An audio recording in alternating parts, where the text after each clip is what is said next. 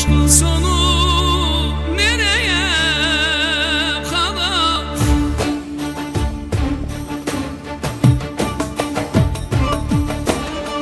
Yağmurlu bir gündü, sana rastlamıştım. Seni gördüğüm o gün aşka ıslanmıştım. İyi hatırlıyorum kendimi o gece, sokak lambası gibi bir sönüp bir yanmıştım.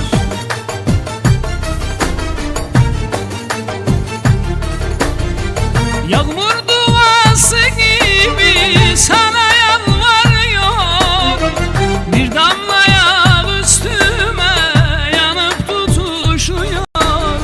Yeter Allah aşkına, kör kütük aşık oldum. Aç kapıyı vefasız, yağmurdan adam oldum. Aç kapıyı bir tanem, yağmurdan adam oldum.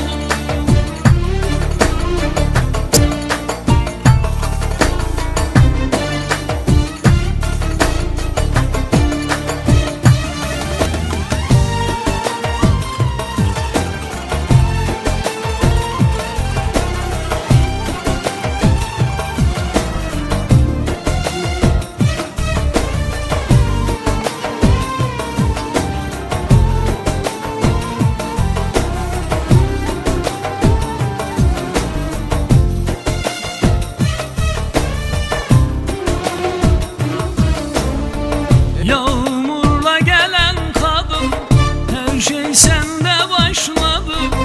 Seni seven kalbimin ritmi çok yavaşladı. Ne bilirdim sevdayı, ne de aşık olmayı. Aşktan firar ederken meşk beni yakaladı.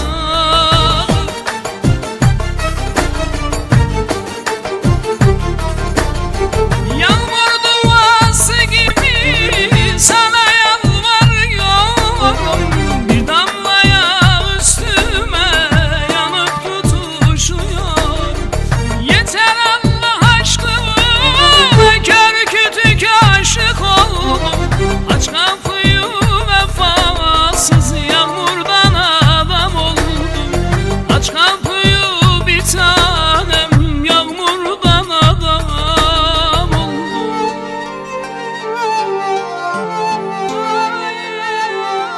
Ben ömrümde hiç bu kadar ıslanmadım. Ben ömrümde hiç bu kadar aşık olmadım. Oysa ben ne savaşlar gördüm. Ben ömrümde hiç bu kadar yaralanmadım. Yaralanmadım. Yaralanmadım. Yaralanmadım.